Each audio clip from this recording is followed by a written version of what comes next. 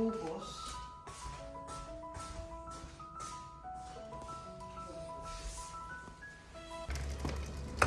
Good morning. Good morning, New Brunswick. Uy, teka. May snowflakes na. May snowflakes na. This is the sign. Oh, winter is coming here in New Brunswick. Ano yung itsura ng snowflakes? Ganun talaga yung itsura ng snowflakes, no? Kung ano yung drawing sa mga pinapalabas sa TV. Mga kabayan, so ito at magbibisi-bisihan muna kaming mag-asawa dahil magdi-deliver muna kami ng order sa Miramichi. Siyempre, magpapasko na. Okay.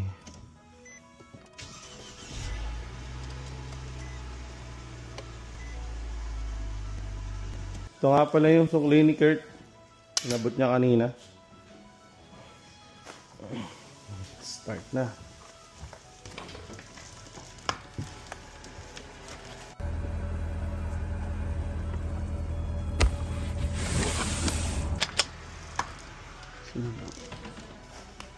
Alright.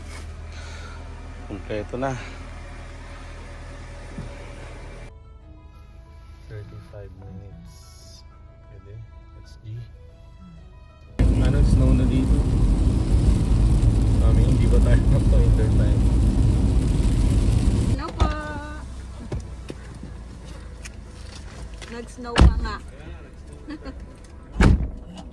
Yung palang sapin-sapin na order niya, nalito ako. Kala ko 12, pero yung sa total na binayaran na 11. So 11 yun. Kasi nakapos ko sa matutulang ko.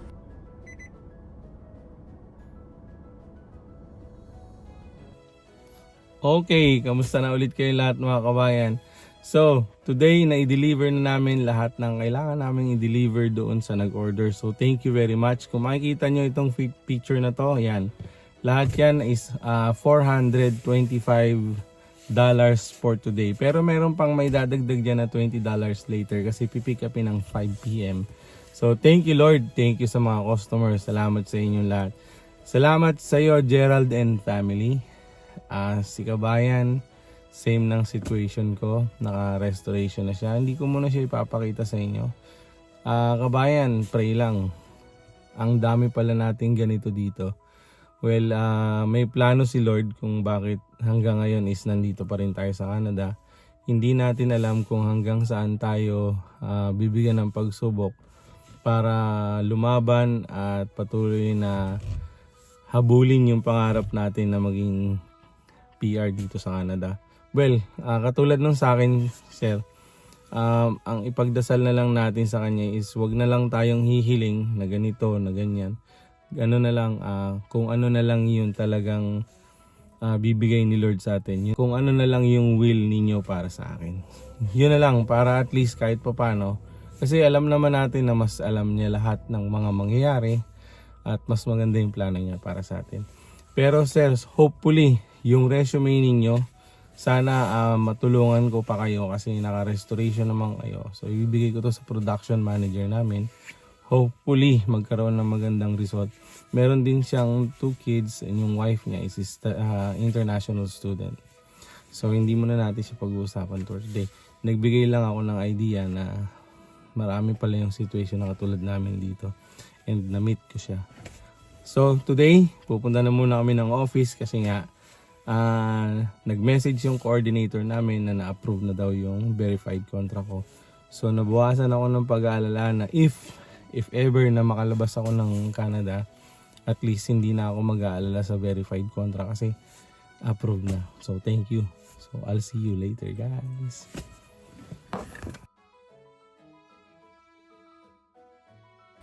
So we're here at home. Kita niyo yung laman ito kanina, puno yan ng mga paninda namin. Ngayon 3 basket empty. So gagawin for today, kakain, magpapahinga, matutulog. Kasi kagabi natapos siya 3 AM na. Ako naman nahiga ako ng 2:00. Hindi naman kasi akong gumagawa siya. ano lang ako, lahat ng hugasan ako na maghuhugas. Kaya natulog na, wala naman talagang ambag. Driver, yun lang. So naalala ko lang ulit si Kabayan. Marami pala talaga kami mga ganitong situation. Nung narinig ko sa kanya na restoration siya, nag-goosebump ako kasi sabi ko, akala ko ako lang yung dumadanas ng ganito dito sa Canada. Marami pala talaga kami. And isa siya sa mga nakilala ko nga na naka-restoration. Kaya yun, tinanong ko siya kanina. Sabi ko, if ever ba na ma-hard ka doon sa pinapasukan ko, okay lang ba na ikwento natin sa YouTube yung pinagdaanan nyo? But at least, malaman din ng ibang mga viewers na kung ano yung pinagdadaanan nila, kung ano yung talaga pinagdadaanan ng mga temporary foreign worker. Huwag nyo na kami i-bash. Ano ba kayo? Sasabihin nyo na naman sa amin na temporary nga kami, kaya umalis na kami dito. Huwag ganun. Para naman kayong Pilipino din naman kayo, tsaka mga kabayan tayo. Hindi naman namin kayo tinatapakan, di ba? So sa amin lang naman, sinishare lang namin. Hindi kami nagre-reklamo na hindi namin pinapakita yung struggle namin dito para magreklamo. Pinapakita namin para lang at least alam niyo kung ano yung future na pupuntahan nyo dito sa Canada. Na hindi paraiso ang Canada na pagdating nyo agad dito, sasabihin nyo na, uy, mayaman yan, maraming pera na yan. Maganda na ang buhay niyan kasi nasa Canada na. Hindi po ganun yan. So yun lang, gusto ko lang i-share sa inyo yung mga ganong mga sitwasyon dito. Hindi para magpaawa, hindi para humingi ng mga tulong or kahit ano pa gusto naming ibahagi. Kaya naman hopefully sa mga nakakakilala dyan or sa mga may alam pang ibang mga LMIA, i-message nyo lang po kami dito, i-comment nyo dito, i-share ko po sa kanila. And hoping na ako hindi na lumabas ng bansa ng Canada kasi ito, pakinggan nyo to. Hindi, sa dulo na lang. Sa dulo, pakinggan nyo yung nakaw na video ko doon sa coordinator namin na nagtanong ako kung kailangan ko pa bang lumabas. May buburahin lang ako, syempre hindi ko pwede ipakita yung logo eh. Tawarin ba kayo ni Roque? Yes, sa baba. Sa baba. Pwede pa bigay mo lang yung check niya? Sure. Uy, bong, ay, yung ano sa inyo? Ay! Sir, hindi na ako uwi. Wala pa Sir, baka po. Hindi na siya ulit. Hindi na raw. Kasi Kaya na po darating yan, sir. Kaya naman yung kailan. Meron pa tayong time. So, yung may mga alam na LMIA dyan, nag-message na ako kay Randy TV. Baka busy, kaya hindi siya nakaka-reply. And kay Ferds, nag-drop na rin ako ng message kay Ferds, so baka busy din siya, kaya hindi siya nakaka-reply. Pero nakasin po sila. Hopefully, mapansin ninyo si Mang Jose sa Canada. Dahil meron pa akong makakakilala na naghahanap ng LMIA. So baka matulungan natin sila. And ako, baka matulungan nyo rin ako. So yun lang po. Kaya kung hindi ka pa nakakapag-subscribe, mag-subscribe ka na dito sa YouTube channel ko. Ito ang tunay na kwento ng OFW dito sa Canada ngayon.